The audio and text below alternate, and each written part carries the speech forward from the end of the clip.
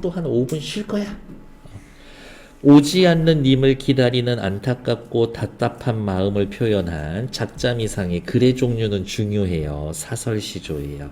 그러면 우린 기본적으로 확인하고 가야지. 사설시조가 뭐예요? 라고 이야기를 하면 일반적으로 쓰여지는 평시조에다가 두 구 이상 길어져 있으면 그리고 그것이 누구 일반 서민들이나 중인들에 의해서 쓰여지면 사설시조.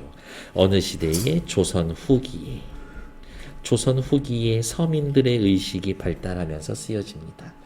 평시조의 두 구 이상인데 평시조는 뭐고 두 구는 뭐예요? 라고 물어보신다면 평시조는 기본적으로 세 줄로 쓰여져 있지. 세 줄 너무 표현이 저렴하죠? 그래서 이름 붙여주자. 첫째 줄 초장, 둘째 줄 중장, 마지막 째줄 종장. 요렇게 이름을 붙여주고 중간에 툭툭툭 끊으면 얘네가 하나의 구. 글자 수는 보통 3개, 4개, 3개, 4개, 4개, 4개, 4개, 4개. 마지막 줄 아까 가사할 때처럼 3, 5, 4, 3 요렇게 보통은 끝나더라. 그러니까 여기가 포인트지. 가는 3위인곡이고 나는 어이 못 오던가 라고 하면 형태적 유사성을 찾을 수 있는 부분 이렇게 확인을 하시면 되지. 종장 마지막이 3543으로 끝납니다. 어이 못 오던가는 안빈낙도나 충절을 이야기했었던 조선 전기의 시조와는 다르게 남녀 간의 사랑을 솔직하게 드러냅니다. 왜 안 와?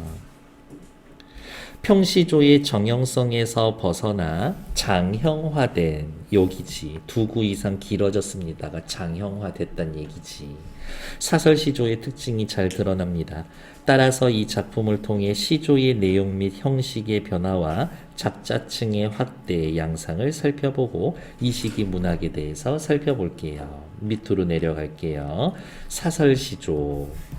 해학적이고 과장적. 해학적이라는 뭐야? 재밌어, 웃겨. 사실은 웃기지 않아. 지금 수준에서 보면. 님에 대한 그리움에 대해서 얘기하고요. 오지 않는 님에 대한 답답하고 안타까운 마음 옆에다가 and 더하기. 요 말 중요할 거예요. 원망. 3위인곡에서도 원망이 있었었는데 가는 나와 달리 원망이 들어가 있음. 가와 나 모두 대상에 대한 원망이 있음. 그러면 맞는 말이지. 초장, 네가 못 오는 이유에 대해서 궁금해해요. 네가 못 오는 이유를 나름대로 추측합니다. 오지 않는 너에 대해서 여기 원망하고 있습니다. 사물을 연쇄적으로 나열합니다. 연쇄법 쓰여 있어요. 여러분 아는 연쇄법 뭐 있어요? 원숭이 엉덩이는 빨개, 빨가면 사과, 사과는 맛있어. 맛있으면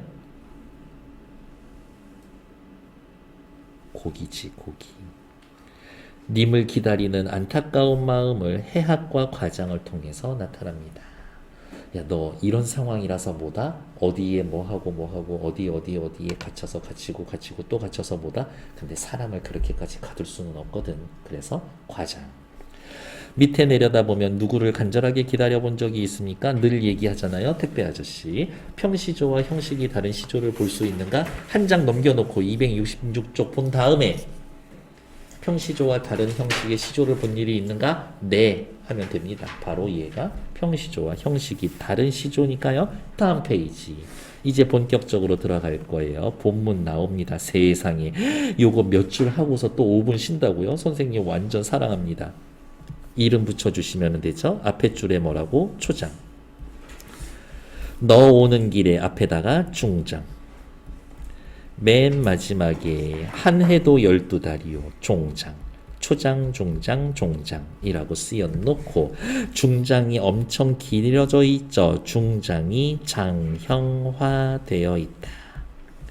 밑에다가 또 쓸까요? 약간은 수다스러운 어조. 바로 요것이 길어져 있습니다. 사설시조의 형식적 특성이라고 하시면 되지. 두 구 이상인데 얘는 한 8구 정도 길어져 있는 듯한 느낌도 있어. 자, 이제 본문 보러 갈게요. 어이, 못 오는가? 물음표. 도대체 무슨 일로 못 오는가? 못 오는가? 못 오는가? 라는 말을 반복하고 있죠. 시에서 반복이면 뭐를 형성해 준다? 운율을 형성해 준다. 어이, 못 오는가? 무슨 일로 못 오는가? 약간은 좀 걱정스러운 눈빛이기도 해요. 질문하고 있음. 너 오는 길에 성을 쌓고 끊어. 성 안에 담을 쌓고 끊어. 담 안에 집을 짓고 끊어. 집 안에 뒤주를 놓고, 뒤주면은 쌀통. 뒤주 안에 궤를 놓고 끊어. 그 안에 너를 필자형으로, 이 필자형, 사람이 이렇게 묶여 있다고 생각해봐. 사람이 필자형으로 결박하여 라는 말은 필자형으로 결박하여 꽁꽁 묶어서 이런 뜻이에요. 이 꽁꽁 묶어서를 필자형으로 묶어라 라는 말은 정조가 처음 한 말이야. 저 죄인을 꽁꽁 묶어서 옥에 가두라 라고 해놨는데 옆에 있는 사관들 있지, 걔네들이 꽁꽁 묶어서 이걸 어떻게 해야 되지 고민하고 있는데 눈치를 보고 필자형으로 묶어서 이렇게 얘기해 줬어. 우리 임금님 되게 다정하다, 그렇게 또 쓰여져 있어요. 필자형으로 꽁꽁 묶어서 결박하여 놓고 또 끊어. 쌍배목 걸쇠에 금거목 자물쇠로 수기수비 깊이 깊이 잠갔느냐 끊어. 자, 요렇게 끊어놓고 여러분들은 칠하지 않으셔도 되지만 무쇠로 성을 쌓고 여기에서부터 쭉쭉쭉쭉쭉쭉쭉쭉쭉쭉쭉 여기까지 쓰여있는 표현법 찾으세요 라고 물어보신다면 일단 열거, 뭐하고 반복. 성 쌓고 성 안에 담 쌓고 담 안에 집 쌓고 연쇄. 근데 사람을 이렇게 가둘 수는 없을 거라고 그랬죠? 과장. 그리고 여기에 쓰여져 있는 소재를 보면 뒤주, 궤, 쌍배목, 걸쇠, 금거목, 자물쇠라고 하면서 여기에 들여져 있는 소재들은 전부 다 일상용품들이구나. 일상용품들을 소재로 쓴 거를 보니 확실히 이거 서민들이 쓴 게 맞군. 요렇게 또 추측해 보는 거지. 금거목 자물쇠로 깊이 잠갔길래 너 어쩜 그리 못 오냐에다가 또 물음표. 한 해 1년도 12달이고 끊어. 한 달도 30날인데 끊어. 날 보러 올 하루 그렇게 없냐 이 나쁜 놈아. 오지 않는 님에 대한 원망. 너 왜 안 오냐 안타까워. 그만큼 내가 너 보고 싶다 그리움. 여기에서는 정서와 표현법에 좀 집중해 주시라 라는 것 정도. 옆에 오른쪽으로 넘어가서 앞 페이지에서 했었잖아요. 시조가 도대체 왜 이렇게 변하는가 라고 보면 중세에서 근대로 이행기의 시조의 변화, 평민계층까지 작자층이 확대가 됩니다. 그러면 이렇게 생각하셔야 돼요. 조선 초기에는, 고려 말에서부터 초기에는 사대부의에 의해 쓰여지다가 여기에다가 더하기 기녀계층이 들어오고 거기에다가 또 다시 더하기 평민계층까지 들어오는 겁니다. 넘어 평민이지, 평민. 이렇게 해서 넘어가는 게 아니라 사대부, 기녀, 평민 이런 식으로 작자층이 확대되는 거지 작자층이 이동되는 거는 아니다. 평민계층의 현실인식을 바탕으로 풍자적이고 해학적인 이야기를 합니다. 평민들도 이제 풍자하고 양반들 깔 수 있어. 왜? 조선 전란, 임진왜란, 병자호란 겪으면서부터 평민들도 생각이 트이기 시작했거든. 평민들의 의식이 성장하면서부터 하고 싶은 얘기를 쟤네들 스타일로 해보는 거지. 일상생활에서의 불소는 사물을 씁니다. 사설시조는요, 평시조에 비해 중장이 길어진 사설시조, 장형화된 사설시조가 나타납니다. 다음 페이지. 시적 상황과 시적 화자의 정서라고 되어 있죠. 상황은요, 오지 않는 너를 기다리고 있어요. 정서는요, 오지 않는 네가 앙아서 답답하고 안타깝고 두 개만 더 쓸 거예요. 너에 대한 원망이 있고요. 하지만 그 마음속 깊숙이는 그리움이 가득가득하고요. 이 시는 표현상의 특징이 제일 중요하다 그랬죠. 별표. 사물을 연쇄적으로 나열하여 나열 위에다가 열거 오지 않는 너에 대한 간절한 마음을 나타냅니다. 더하기 밑에다가 과장이 있구나. 다시 안 써되죠. 연쇄법 쓰여 있습니다. 너를 기다리는 안타까운 심정을 과장으로 해서 과장법이 쓰여 있습니다. 어디에? 중장에. 그래서 시험 문제는 어떻게 나오냐면 중장에 나타난 표현법과 같은 것 찾기가 아니라 중장에 나타난 표현법이 사용되지 않은 것 찾기. 그렇게 나올 거예요. 시험 문제는. 표현법. 그게 제일 좋아. 그래서 1번에는 연쇄법만 있고 2번에는 열거만 있고 3번에는 과장만 있고 그런 식으로 나올 거다. 그래서 얘는 시험 문제가 사용된 표현법이 없는 것은 이라고 나올 거다. 다음 페이지. 사탕이 별님 모양도 있으니까 바꾸실 분들은 얘기하셔도 돼요. 별님이 있어, 별님이. 다음 페이지. 시적 화자는 어떤 상황에 처해져 있습니까? 님을 기다리지만 님이 오지 않고 있다. 중장에 나타난 표현상의 특징이 제일 중요하다라 그랬죠? 반복, 연쇄, 나열, 과장.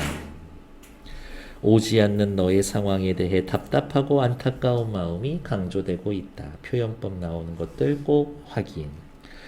종장에서 알 수 있는 맨 마지막 줄. 야, 날 보러 올 하루가 그렇게 없냐? 이 나쁜 놈아. 너가 나를 찾아오지 않는 것에 대한 원망. 하지만 지금이라도 와줄래? 간절한 기다림. 사설시조인데 쓸데없이 앞에서 평시조에 대해 이야기한 것 같지만 바로 요 문제 때문에 말씀드린 겁니다. 일단 기본적으로 시조는 3장 4음보의 정형시. 3장 4음보 하나만 더 쓸까? 69 45자 내외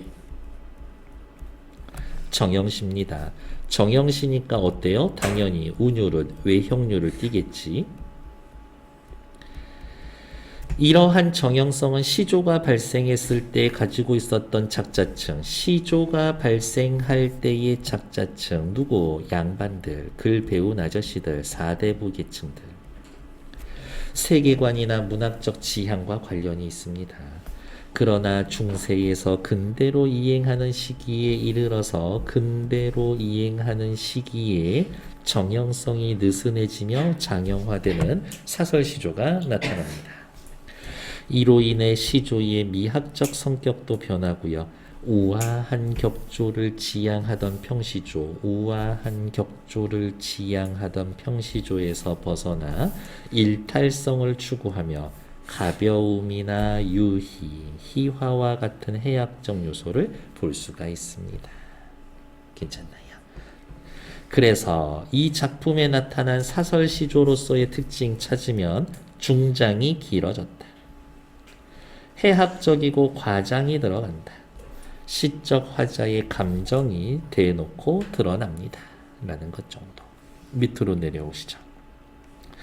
이 작품의 작가는 어떤 계층일까요? 서민들의 일상용품을 쓰고 있군요.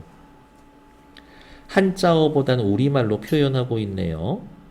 과장과 해학이 있어요. 감정을 솔직하게 드러냅디다. 양반이라기보다는 중인을 포함한 서민 계층일 거예요. 근거와 판단을 쓰시오. 그러면 얘는 딱 서술형 내기 좋지. 이렇게. 근거를 뭐 2가지 이상, 3가지 이상 들으면은 4점. 2가지면은 뭐 2점. 이런 식으로 주겠지. 다음 페이지. 봉산탈춤의 한 부분인데요. 미리 예고 드릴게요. 다음 시간에 봉산탈춤 7과장 전문 다 할 거예요. 얘네들은 준비하시면 된다. 준비는 내가 하는 거지 여러분들이 하는 거 아니다. 다음 페이지 나와 있는 거 오케이. 일단 정지.